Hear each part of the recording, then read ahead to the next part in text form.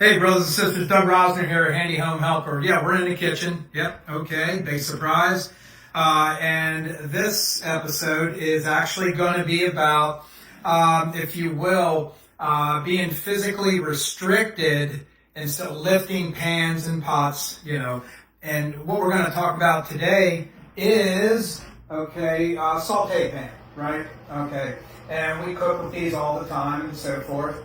All right, now, in situations like this, okay, I have a pot, I'm doing red beans, so forth. Okay, it's fine. I saute my onions first. I want to put the onions into this pot, okay? Now, what we traditionally do, and if you will, out of habit, and I want you to also to notice the handle is to the side. It's not sticking out. I want to make sure, we just touch on that again. But, what we traditionally do, we grab the pan, right, at perpendicular from our body, and we want to turn it and empty everything out, right?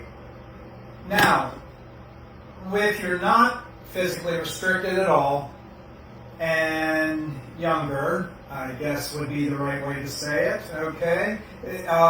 That's no big deal, right? And you take your spoon and empty out the contents. Okay. What got me thinking about this was I have lateral epicondylitis, commonly known as tennis elbow. I'm at my PT. Yes, I'm a frequent flyer at my PT, and it's great because all the exercises they give me really helps me very much. There's actually one in particular that I do to help develop the muscles better to not have so much of the stress going to the actual elbow joint, but the muscles around the elbow joint. And it's simply arm out, make a fist down, pull on the fist, 30 seconds. I'll do 3 reps and do that 3 times a day. Boom, real simple. What you gotta make sure though is we tend to let our elbow come up like that. Don't do that. Keep the elbow down.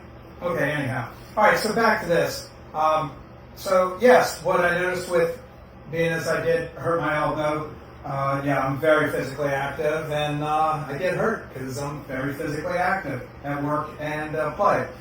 So instead of trying to twist the pan, or actually you're twisting your arm, right? Because what you're doing, you're taking this motion and you're rotating, right?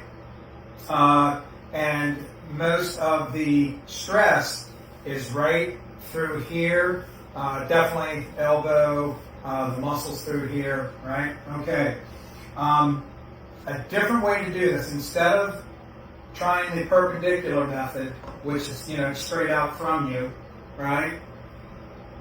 What I've learned is take the pan, and I actually have the pan parallel to the body, and I'm not doing an overhand, I'm doing an underhand, which, if you know what's called resistive and non-resistive, okay? On a resistive, you're taking, I'll just use a spoon, and actually in PT you'll have a hammer. Different weight hammer. You might have a 2.5 pound or 4 pound. Okay. This is resistive. It's easy for you to say. When you're starting like this, you're going against gravity. You're coming up, and this is exercise. You do it 10 times, right? And I said, that's the only stretching exercise, but for strength, they haven't started me at home with it yet, but they will. They'll give you the diagram. If you've seen any of my posts, you see I got all my diagrams from my PT. Right, for the different exercises, and it's great because it lets me hike mountains and everything else. Anyhow, this is resistive. You're going against gravity, and that's what they have me doing right now because that really works these muscles and it'll help develop them. Okay, sure it hurts, but that's part of physical therapy. Okay, supination, which is out, right? Supination, where you start vertical and go down and come back up, right? That's not considered resistive. Okay, so when you're doing a pan, and you're grabbing it underhand, like this, and you're lifting it up, and you let, if you will, the underside of the bicep, what's this called? Triceps down there, right? You let that against your chest. You're letting the pan down. You're not trying to work against gravity. Here you're working against gravity, right? Yes, the pan's coming down, but the other half of that pan's coming up, right? And granted, it is an underhand grab. Yeah, unlike you won't grab overhand and try and turn it. That's extremely awkward, right? So what I learned was grab the pan. Again, underside of the arm, the tricep, under your bicep, against your body, because trying to extend out and hold something is really hard to do, right? But if you have your arm against your body, it's a lot easier. It's not as stressful. You turn the pan up, and in this case, I can literally rest the pan, the saucepan, sauté pan, onto the stewing pot, right? Now, chefs might say don't do that because you got metal against metal right here, and that's fine. Keep it up off the pan a little bit. It's still much easier than the other way, right? And then just simply scrape out the ingredients, right? And I have found this to be much less stressful on the elbow and the muscles around it. Now, I will continue to do the physical therapy exercises to strengthen that specific muscle coming around here to help prevent this in the future, right? And I'll be doing the stretching exercises to make the muscle more elastic, if you will, to prevent injuries. Another place where you'll have this situation where you're emptying the ingredients into a container.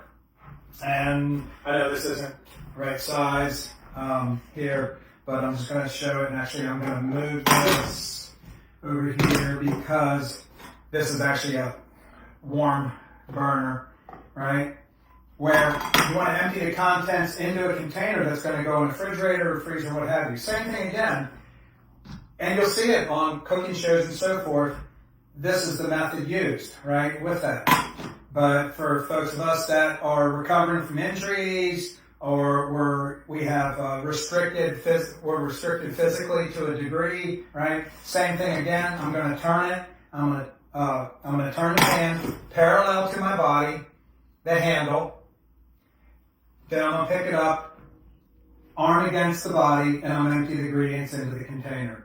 It's much, much easier. I looked online for these specific tips about this, and I spent a while. I spent, I don't know, an hour and a half looking, and could not find any information or videos regarding this in terms of restricted mobility and physical restrictions with working with pans, emptying pans. There's a lot about safety, and I've talked about that before. But not an actual, forgive me, we got the different types of occupational therapy. Occupational therapy. And I looked under that. Yeah, sure, I've got tons of physical therapy, but being occupational therapy, how to move around the house and so forth, how to get in and out of the car, the bathtub, and these kind of things.